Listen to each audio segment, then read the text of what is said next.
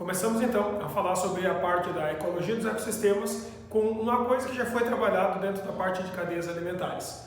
Para a gente saber que todo ecossistema funciona, é necessário lembrar de uma coisa importante. A gente tem que ter obrigatoriamente matéria orgânica e inorgânica sendo transformada diretamente. Como é que acontece esse processo? Bom, esse processo de transformação que a gente vai ter bioquímico, na verdade, acontece sempre através da ação de produtores e decompositores. E é esse processo todo que a gente vai ter da matéria inorgânica sendo fabricada e transformada em orgânica através da ação dos produtores. E depois o processo de decomposição dessa atividade, devolvendo para a natureza sob a forma inorgânica, na verdade é transformar um elemento químico em outro tipo de molécula e converter essa molécula de volta para o seu estado natural de elemento químico. Ou seja, a matéria vai e volta. Como a matéria vai e volta o tempo inteiro, o que nós vamos ter na verdade é uma circulação de elementos químicos sob formas moleculares diferentes na natureza e a gente chama isso de ciclo biogeoquímico. Então esses ciclos biogeoquímicos acontecem para tudo que é tipo de elemento químico da tabela periódica, mas mais importante lembrar o seguinte, que esses tipos de ciclos biogeoquímicos eles são estudados mais especificamente para determinados tipos de compostos ou elementos que são mais relevantes para a gente. Então, a gente aqui estuda especialmente alguns tipos de compostos e alguns tipos de elementos. O primeiro tipo de composto, porque é muito abundante na natureza que a gente vai estudar, é a água. Então, o ciclo biogeoquímico da água ele pode acontecer de duas maneiras diferentes. A gente deve lembrar, primeiro, que a água ela tem alguns papéis importantes. Por exemplo, nas nossas células, a água ela corresponde basicamente a 70% do nosso organismo.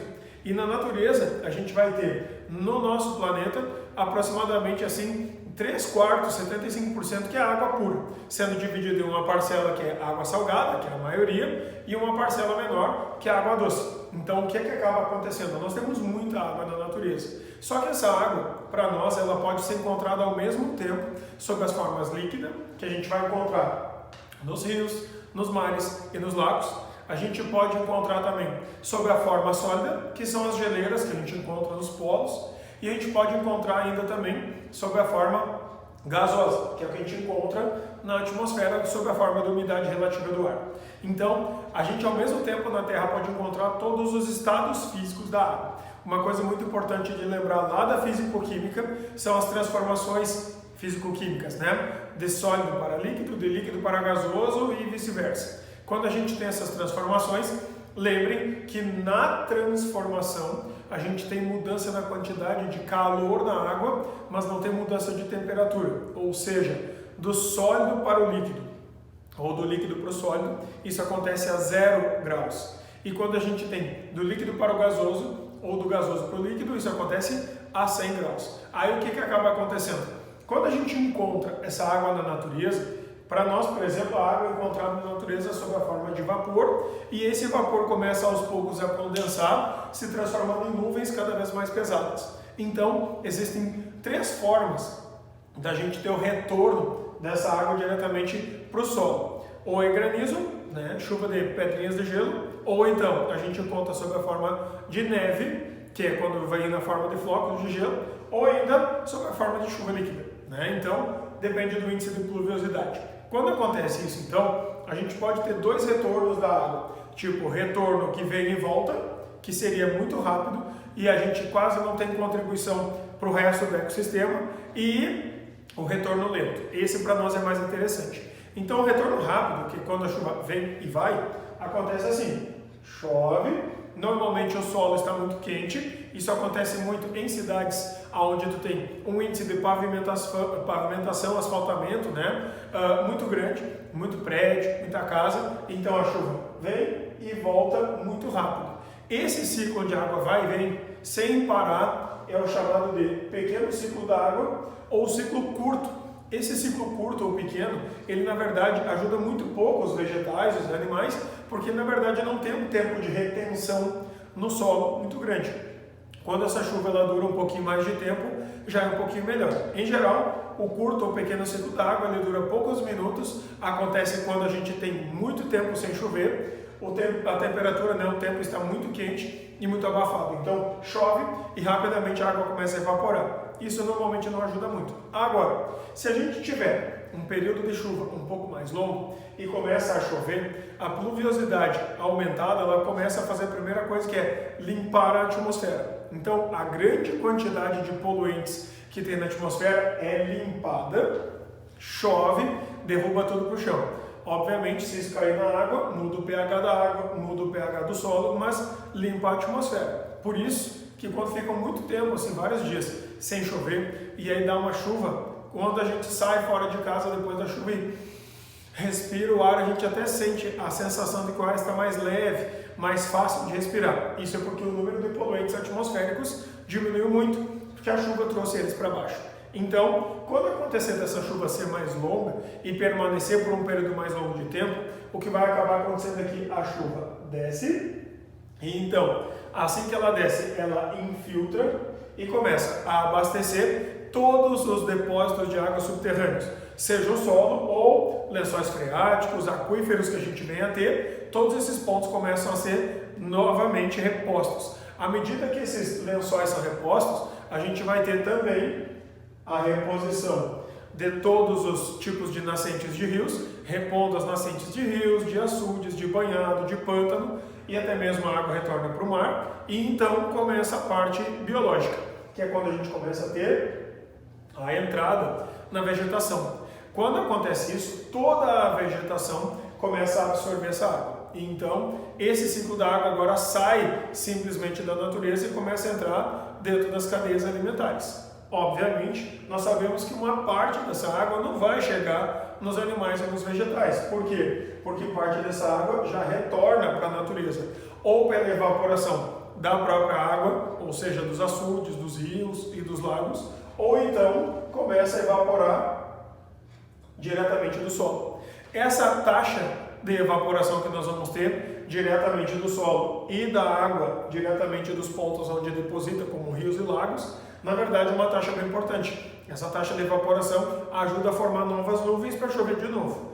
E aí tem uma segunda taxa, que é aquela taxa de transpiração, que é o que vai sair dos seres vivos. Então, quando a gente tem uma planta que absorve água, uma parte dessa água vai ser devolvida para a natureza sob a forma de evaporação. Uma parte dessa água vai ser absorvida pelos animais, seja ele por consumo direto, que é tomar a água, ou por consumo indireto, que é comer uma vegetação, por exemplo, ou comer um pedaço de carne e retirar a água daquilo ali que você está comendo. Então, direta é beber e indireta é comer e, através dos alimentos, retirar essa água.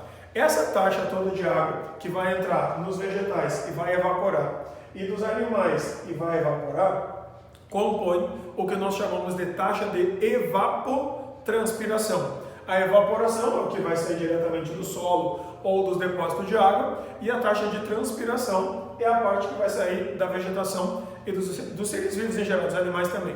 Quando acontecer isso aqui, é essa taxa de evapotranspiração que define o quanto de água volta para a atmosfera. Então, isso é a parcela de água que vai para o solo, faz a circulação e retorna para a atmosfera. Significa que, se eu mudar a quantidade de rios, se eu mudar a quantidade de vegetação e animais que ocupam o solo, eu mexo na taxa de evapotranspiração. Sendo assim, eu mudo também a quantidade de água que volta para a atmosfera. Se eu mexer nessa quantidade de água, naturalmente eu mexo na quantidade de chuvas. Por isso que o corte de vegetação, cortar matas, por exemplo, transformar tudo em campo, afeta o índice de pluviosidade. Se eu, por exemplo, soterrar um rio, um açude, uma lagoa, colocando uma lavoura no lugar, eu também mudo a taxa ao regime de chuvas. Então a gente pode mexer com a taxa de chuvas, basicamente mexendo diretamente com a vegetação e com os rios e lagos e mares que a gente vai ter ali perto. Sendo assim, isso pode promover a seca ou até mesmo acabar com cursos de rios, depósitos de água que existam em determinados lugares. Por isso que o desmatamento tem uma influência direta no regime de chuvas. Ainda, a gente tem a segunda parte onde a água entra, que é muito importante, que é o seguinte: como a água é um tipo de composto que tem um alto calor específico, uma capacidade térmica muito grande, quanto mais água disponível na atmosfera, mais estável fica a temperatura. Se for um lugar quente, fica estável como quente. Se for um lugar frio, fica estável como frio. Ou seja, ou é um ambiente extremamente úmido e frio, ou extremamente úmido e quente, por causa da capacidade que a água tem de reter o seu calor. Sendo assim, pode ser um lugar onde fica muito abafado e, portanto, a água pode ter participação do efeito estufa, ou pode ser um lugar onde fica a sensação térmica de muito frio, porque a água retém o frio. E aí o que acaba acontecendo é que a gente pode ter temperaturas mais estáveis. Por isso que é muito comum que todas as populações desde o passado, quando iam procurar um lugar para habitar, elas procuravam lugares onde tivesse água disponível, para a temperatura ser mais agradável, mais estável e não oscilar demais. Mesmo assim, dependendo de onde a pessoa está na Terra, né, isso pode variar mais. Sendo assim, então, nós sabemos que a água ela tem importantes interferências diretamente no clima, mas ela também tem papéis importantes diretamente em outros ciclos biogeoquímicos. Então, quando a gente tem essa circulação em que a água vai, infiltra e entra, normalmente nós chamamos isso de longo ou grande ciclo da água. Aquele que vai e vem é o curto. Só que dentro do longo, do grande, a gente vai ter uma interferência importante que é a seguinte: cada vez que a água entra para dentro da vegetação, ela vai passar por um processo bioquímico extremamente importante, que é o processo de fotossíntese. Então aqui, ó, nós temos um detalhe.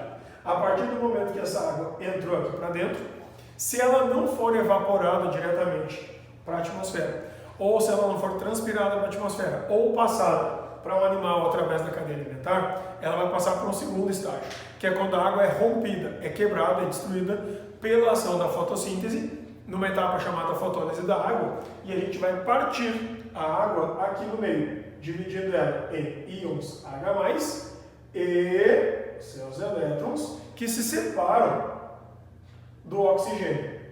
Esse oxigênio vai para a atmosfera. E aí o que acaba acontecendo é que todo o hidrogênio e elétrons que vão ficar vão se associar a um outro ciclo biogeoquímico, o do carbono. E todo o oxigênio que vai ser quebrado, rompido, vai ser liberado diretamente para a atmosfera, iniciando o ciclo do oxigênio. Sendo assim, o que acaba acontecendo é que a gente não pode desvincular o ciclo da água do ciclo do carbono e do ciclo do oxigênio. Os três estão intimamente ligados.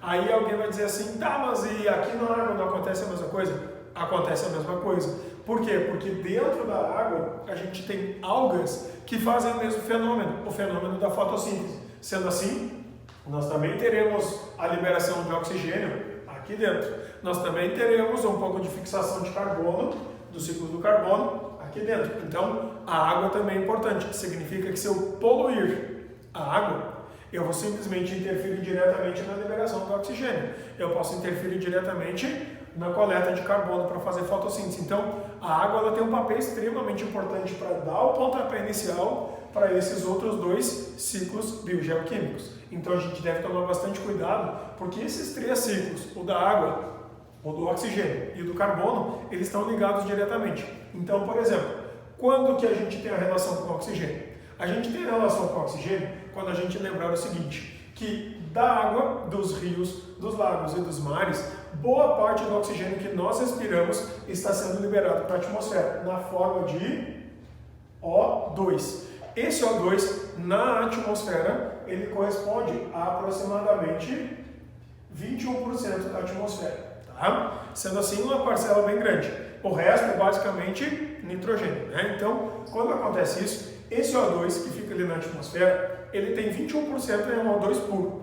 Uma parcela dele é transformada em ozônio, O3, que vai ficar em camadas mais altas lá da estratosfera, né? Então, quando acontece isso, a gente tem duas formas puras de oxigênio que são encontradas, o O2 e o O3. O O2 ele é importante por quê? Porque todos os animais e processos de queima, de combustão, vão usar o O2 e vão acabar liberando moléculas do ciclo do carbono, o CO2. Então, da onde vem esse oxigênio que nós estamos contando como 21% da atmosfera?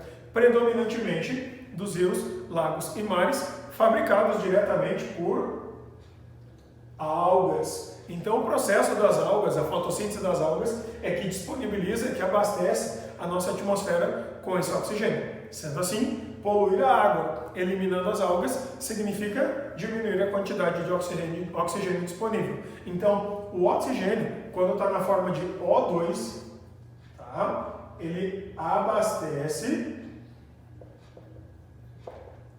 alguns processos. Então, ele vai abastecer, primeiro, a respiração, que significa que todo ser vivo ele coleta o oxigênio e abastece o processo de respiração. Quando ele entra ali, então ele se associa ao combustível, que no nosso caso é comida, né? E aí os dois juntos fazem a respiração. Só que o oxigênio ele também abastece outras coisas, como por exemplo, ele abastece o processo não só de respiração, como de queima, ou seja, combustão.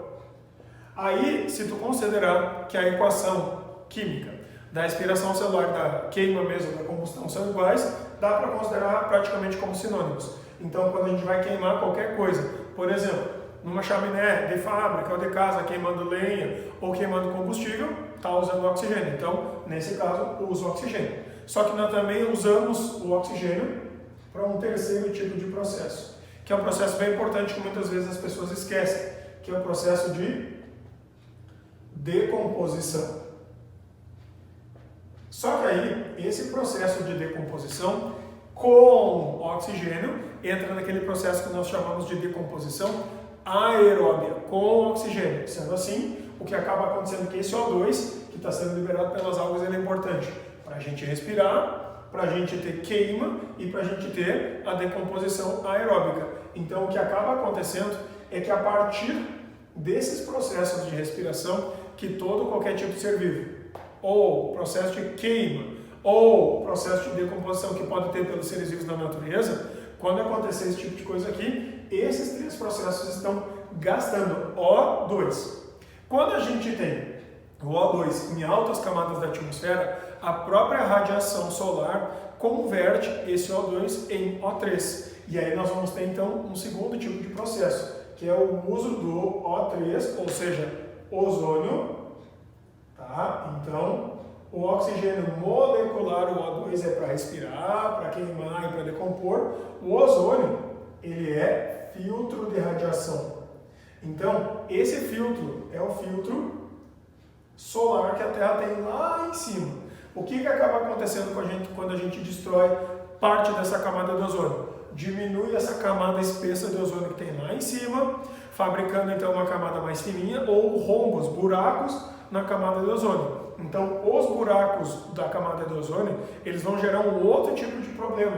Cada vez que a gente tem, então, buracos na camada de ozônio, o teu filtro solar diminui, por consequência, a incidência sobre a nossa pele aumenta. E aí nós podemos ter, com o buraco, problemas, como, por exemplo, câncer de pele. Então, a gente deve lembrar o seguinte, tá? O que acaba acontecendo? O buraco da camada de ozônio ele é destruído de duas formas. Ou naturalmente pela radiação, só que destrói e reconstrói, isso não é problema. Ou então com o auxílio de outros tipos de moléculas, como por exemplo a presença de gases nocivos na atmosfera, como os gases CFCs, ou elementos clorofluorcarbonados. Quando acontece esse tipo de coisa, os elementos clorofluorcarbonados, ou chamados de gases freon, ou gases de resfriamento ou refrigeração, eles são utilizados em spray aerossol, ar-condicionado, geladeira, e isso vai fazer com que o buraco da camada de ozônio aumente, mais desmancha o ozônio do que reconstrói. Então o ozônio é bom? É. Aonde? Lá em cima na atmosfera para filtrar a radiação solar, né? Especialmente radiações UVC, que são aquelas que têm maior índice de mutação. Nesse caso, o problema ligado a esse o problema principal é câncer de pele, mutação nas nossas células. Só que aí, esse O2, então voltamos para o O2, que é a camada inferior, cada vez que ele passa para dentro de uma planta, a plantinha, quando vai pegar aquilo ali, ou o animal quando pega aquilo ali, respira, faz a combustão, faz a decomposição, e a gente tem a devolução para a atmosfera sob outra forma. Então, esse O2 que está entrando aqui, ele está abastecendo todos os seres vivos. Não interessa se é vegetal ou se é animal. Todo e qualquer ser vivo que está aqui, por exemplo, se eu tiver um homem aqui, nesse caso, esse homem ele também respira. Então ele também consome esse oxigênio. E todos esses seres vivos que estão aqui, eles acabam então pegando esse oxigênio que foi produzido especialmente pelas algas. As plantas também fabricam, mas as algas é um grande ponto. e acabam liberando gases que saem desse processo. Então, respiração, combustão e decomposição, já que utilizam o oxigênio, utilizam para remover o carbono das moléculas e devolvem sob a forma de CO2. Sendo assim, todo o oxigênio que entra é liberado sob a forma de CO2. Quando acontece esse tipo de coisa, então é retirar o carbono das moléculas com o oxigênio. Quando acontece isso aqui, esse CO2 forma uma camada na atmosfera mais baixa, próxima de onde nós estamos, e essa camada, na verdade, tem um papel importante que é reter calor na atmosfera. Então, o que acaba acontecendo é que, mesmo que o homem não existisse, simplesmente o fato de a gente ter seres vivos aqui que respirem ou que decomponham, já liberaria CO2. E aí, nesse caso, esse CO2 está relacionado ao efeito estufa. Só que aí o que acontece? Nós temos liberação pela queima, pela decomposição. Então, significa que o efeito estufa, antes mesmo do homem existir, já existia. Então, o que acaba acontecendo com o efeito estufa? O efeito estufa, na verdade, é a entrada do calor da luz do Sol, que gera calor na atmosfera, e esse calor não vai tudo embora porque tem a camada de CO2. Isso cria uma estufinha, um lugar quentinho para a gente viver aqui na Terra, o que faz com que a Terra tenha pelo menos em torno de 20 graus, com a temperatura mais elevada do que se não existisse essa camada. É isso que garante, que proporciona para nós vivermos nessa área condições climáticas adequadas e favoráveis, para a gente poder viver em condições melhores, onde a vegetação desenvolve bem e a gente tem uma boa circulação de matéria inorgânica para orgânica. Então, o efeito estufa é um evento natural que vai ter como gás principal o CO2. Tá? Então é natural. Só que o que o homem faz então em relação ao efeito estufa? Ele amplifica, ele aumenta tanto a quantidade de gás CO2 na atmosfera que faz com que o calor tenha mais dificuldade de sair. E aí começa a ficar quente demais. E isso aqui é o problema. Então o grande problema que nós temos em relação ao efeito estufa não é ele existir, e sim nós ampliarmos demais. Quando a gente esquenta demais a Terra, a gente começa a derreter demais os polos. E aí começa a descongelar os polos, aumentar o nível do mar, mudar o volume de água disponível, alterar o regime de chuvas. Esse é o problema. Então o problema é amplificação do efeito estufa e não a existência dele. Sendo assim, o CO2 é o principal tipo de gás que vai ajudar a manter a temperatura da Terra estável. Lembrando que ele sai desses processos. Mas, e se o processo de decomposição acontecer sem a presença do oxigênio, sem esse CO2? O que acaba acontecendo então é que nós podemos ter a liberação de um segundo tipo de gás, que é o gás metano. Então esse gás metano ele sai especialmente de dois processos, que são a decomposição anaeróbica, com hidrogênio, agora sem oxigênio então, e sai também da biodigestão, que é o processo que acontece dentro do sistema digestório dos animais, quando a gente vai ter a ação de bactérias que decompõem moléculas anaerobicamente. Então, ou é biogás, que é gás biológico do sistema digestório, tipo das vacas e da gente mesmo, ou então, que é o que a gente vai ter dentro dos processos de decomposição anaeróbica realizada em biodigestores, em equipamentos para isso. Se acontecer no solo ao longo de milhares de anos, o que acaba acontecendo é que nós vamos ter, neste caso, um processo de formação de gás natural. Só que sendo gás natural o biogás, é metano. Então, nós temos, primeiro gás do efeito estufa, o efeito estufa é causado pelo CO2. Segundo gás, esse em menor quantidade, mas também interfere diretamente. Metano, sai dos animais e sai da decomposição anaeróbica que tem nos pântanos, por exemplo. Não tem cheiro ruim, não tem cheiro ruim. Terceiro tipo de gás, vapor de água, que pode também contribuir para o efeito estufa. Esses são os principais. Só que aí tu pensa, mas então quer dizer que cada vez que acontece isso aqui, interfere na respiração, interfere diretamente no efeito estufa?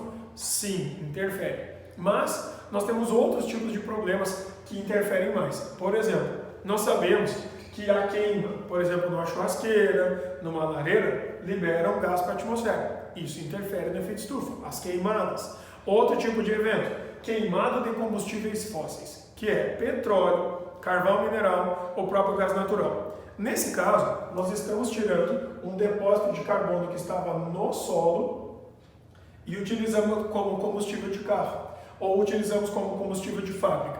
Quando a gente queima carbono que estava preso no chão do petróleo ou do carvão, ou do gás natural, o que acaba acontecendo é que a gente prende ele aqui, através do processo que aconteceu de fossilização lá há muitos anos na natureza, e agora quando tu devolve isso tudo sob a forma de metano ou de gás carbônico para a atmosfera, o que acaba acontecendo é que tu não tem uma taxa de reposição de carbono de volta no solo. Ele nunca vai voltar para o chão, porque não é fossilizado de novo. Então, o que acaba acontecendo?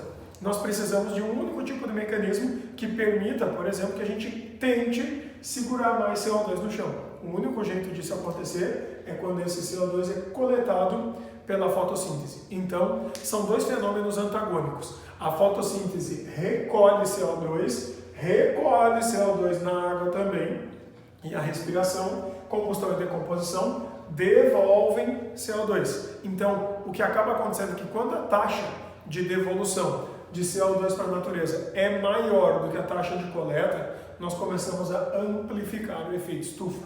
Então, existem vários problemas relacionados a essa questão do carbono, mas o principal e mais batido é o efeito estufa. Com relação ao oxigênio disponível na atmosfera, o grande problema relacionado é a camada de ozônio. Então, não dá para confundir. O problema da camada de ozônio são gases que são usados para refrigeração e que decompõem o ozônio. E aí aumenta o índice de câncer de pele. Quando a gente tem o aumento da disponibilização de gases como CO2 e metano na atmosfera, aumenta o efeito estufa na Terra. O que significa? Isso aqui faz a temperatura global da Terra aumentar. Esse é o grande problema. Tá? Então, ligados ao carbono, é queima, decomposição e aumento da temperatura global. Quando a gente tem ligado à refrigeração, destruição do ozônio. E aí, nesse caso, o que a gente vai ter é aumento do índice de casos de câncer, especialmente de câncer de pele. Então, esses três ciclos biogeoquímicos estão intimamente ligados. Quando a gente interferir diretamente na coleta de CO2, na quantidade de oxigênio consumido, no volume de água que circula na atmosfera, sempre a gente vai ter algum determinado tipo de problema ambiental. Por isso que a melhor coisa que o homem pode fazer é deixar a natureza funcionar o mais perto possível da sua normalidade, da sua naturalidade, tentando não interferir diretamente nessa circulação. Então, quando a gente queima, por exemplo, o campo, o que acontece é que as bactériazinhas aqui, que pegariam uma árvore morta e decomporiam ela e devolveria os nutrientes para o solo e os gases para a atmosfera, elas não existem mais. Então, mexe com a taxa de decomposição. Então, a gente deve lembrar o seguinte: todo ser vivo, quando ele morrer, ele vai acabar sendo morto, decomposto. Os seus nutrientes ficam no chão e os seus gases voltam para a atmosfera. Cada vez que o indivíduo aqui vai lá e faz xixi, ele devolve a água para a natureza e o resto evapora e volta para a natureza. Então, todas as moléculas, toda a matéria, ela tem constantemente esse processo de circulação. Ela vai e volta, vai e volta.